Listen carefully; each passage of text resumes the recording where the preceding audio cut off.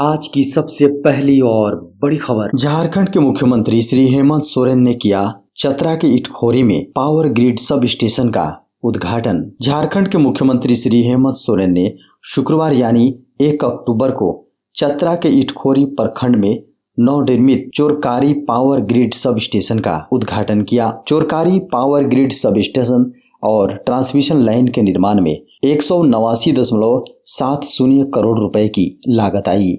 Grid sub station के अलावा 108 kilometre transmission का निर्माण किया गया है। आपको बता दें कि पावर ग्रिड सब स्टेशन के उद्घाटन कार्यक्रम के दौरान मुख्यमंत्री ने जिले की 375 करोड़ रुपए की 82 योजनाओं का उद्घाटन और 92 करोड़ रुपए की 18 योजनाओं का शिलान्यास भी किया।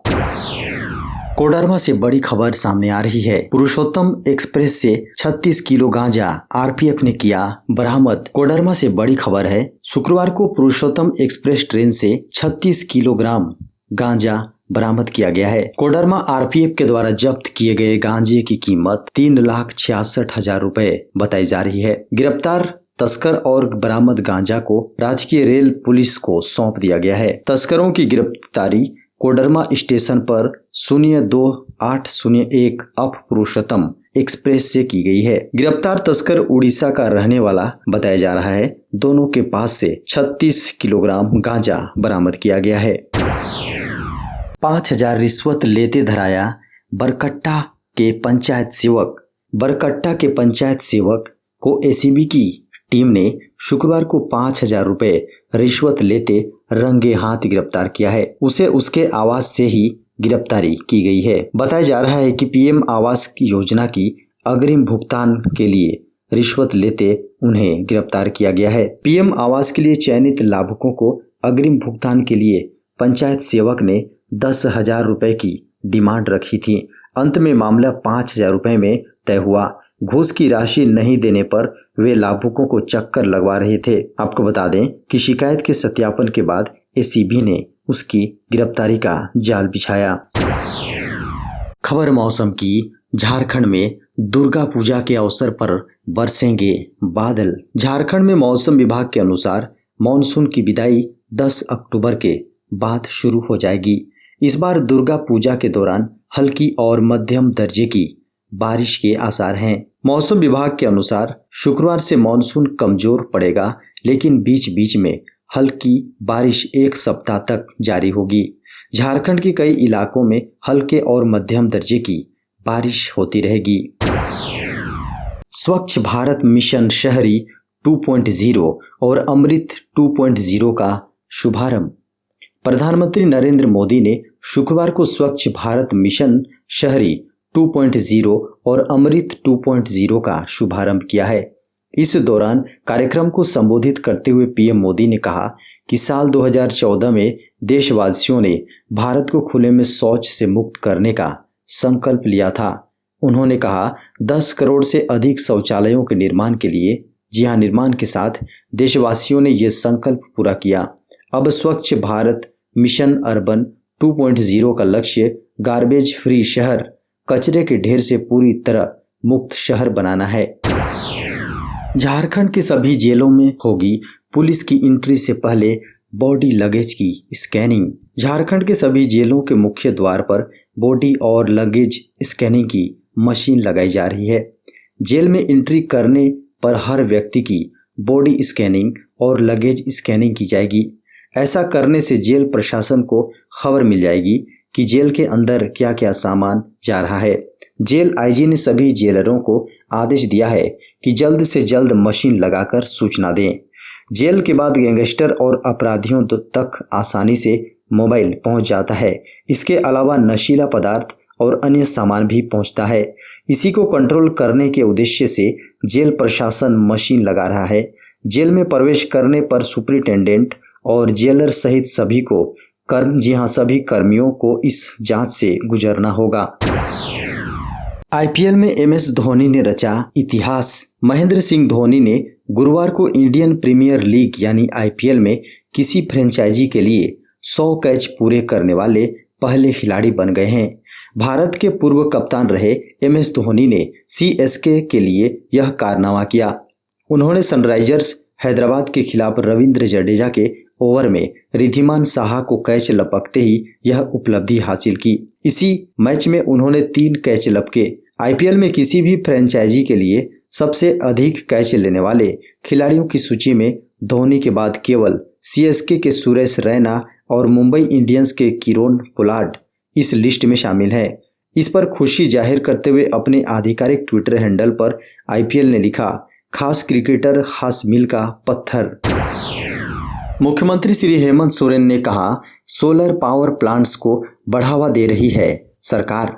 मुख्यमंत्री ने कहा कि सरकार द्वारा सोलर पावर प्लांट्स को बढ़ावा दिया जा रहा है। उन्होंने लोगों से कहा कि वे खेती की तरह बिजली की भी खेती करें। अपनी बंजर भूमि और घर की छत का इस्तेमाल सोलर पावर प्लांट लगाने में करें। इससे न सिर्फ अपने लिए बिजली का उत्पादन कर सकेंगे बल्कि सरप्लस बिजली को सरकार खरीदेगी। इससे आपकी आमदनी में वृद्धि होगी और आप राज्य के विकास में भागीदार बनेंगे। उन्होंने कहा कि सोलर पावर प्लांट लगाने के लिए सरकार सब्सिडी देगी। इसके लिए बहुत जल्द एक नई योजना लॉन्च की जाएगी। रांची में 15 मंजिला से कूदकर आत्महत्या मामले में पिता ने जताई हत्या की आशंका। रांची के 15 मंजिला इमारत से छलांग लगाने वाली छात्रा के पिता ने हत्या की आशंका जताई है। पिता ने थाने में आवेदन देकर कहा है कि उनकी पुत्री की हत्या कर 15 मंजिला इमारत से उसे नीचे फेंक दिया गया। उन्होंने कहा कि पुत्री सुबह फॉर्म भरने के लिए आवास से सुबह में निकली थी। जब दोपहर में उसे फोन किया था तो उसका फोन बंद आ रहा था। घटना की जानकारी उन्हें शाम को मिली। जब परिजन मौके पर पहुंचे तो उन्हें कहीं भी छात्रा का फोन नहीं मिला।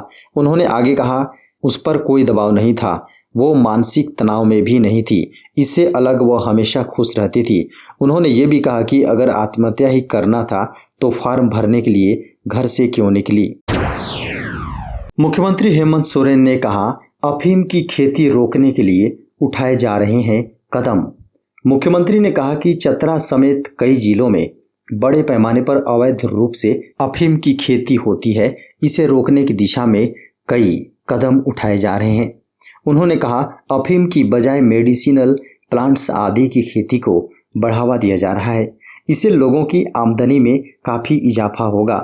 उन्होंने स्पष्ट रूप से कहा कि जो भी लोग अफीम की खेती से जुड़े होंगे उनके खिलाफ कठोर कानूनी कार्रवाई की जाएगी। केंद्र सरकार ने बदले नई मोबाइल सिम लेने के नियम। अब नया मोबाइल सिम लेने के लिए प्रीपेड या पोस्टपेड के लिए फिजिकल फॉर्म भरने की आवश्यकता नहीं होगी। अब कस्टमर्स डिजिटल फॉर्म भरकर आसानी से प्रीपेड या पोस्टपेड नंबर के लिए सिम ले सकते हैं। केंद्रीय कैबिनेट की बैठक में सरकार ने इस फैसले को मंजूरी दी है। अभी हाल ही में टेलीकॉम विभाग ने केवाईसी के नियमों में बदलाव किया है। नए नियमों के अनुसार अगर आपको नया मोबाइल नंबर या सिम लेना हो तो कनेक्शन के लिए केवाईसी पूरी तरह से डिजिटल होगी। यानी अब कोई भी डॉक्यूमेंट जमा नहीं करना होगा और कोई भी फॉर्म भरने की आवश्यकता नहीं होगी। इसके लिए आपको ₹1 का पेमेंट करना होगा। ग्राहक ये काम वेबसाइट या ऐप के जरिए कर सकते हैं। झारखंड में किसानों को हॉर्टिकल्चर, फूल, मशरूम, स्ट्रॉबेरी की खेती का मिलेगा ट्रेनिंग। झारखंड सरकार अब किसानों को हॉर्टिकल्चर, फूल, मशरूम, सब्जी और स्ट्रॉबेरी के उत्पादन को लेकर ट्रेनिंग दिलाएगी। मुख्यमंत्री हेमंत सोरेन के निर्देश के बाद कृषि विभाग के अधिकारी इस काम में जुट गए हैं। इसके लिए वित्तीय वर्ष 2021-22 में झारखंड सरकार की ओर से बजट भी निर्धारित किया गया है। आपको बता दें कि यह कार्यक्रम किसानों, युवाओं और महिलाओं को उद्यानिकी से जुड़ी योजनाओं के तहत विभिन्न तरह के ट्रेंड करने का है।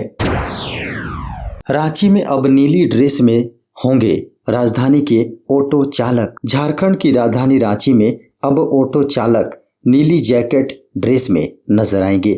ऑटो में प्रशासन की ओर से तय किराए की चार्ट लगी रहेगी। इसके अलावा फर्स्ट एड बॉक्स भी शामिल रहेगा। प्रशासन के साथ रांची जिला ऑटो चालक यूनियन के एक कार्यक्रम में ऑटो चालकों को ड्रेस, किराए की चार्ट और फर्स्ट एड बॉक्स बांटे गए। आपको बता दें कि झारखंड की राजधानी रांची के विभिन्न रूटों के लिए प्रशासन की ओर से किराए तय कर दी गई है।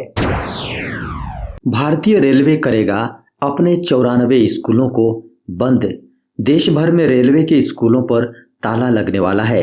भारतीय रेल अपने कर्मचारियों के बच्चों के पढ़ाई लिखाई के लिए पूरे देश में स्कूलों का निर्माण किया था, लेकिन अधिकतर कर्मचारियों के बच्चे रेलवे के स्कूलों में नहीं पढ़कर प्राइवेट स्कूलों में पढ़ रहे हैं। ऐसे में रेलवे ने इन स्कूलों को बंद करके वहां पीपीपी मॉडल पर नए स्कूल बनाने का निर्णय लिया है।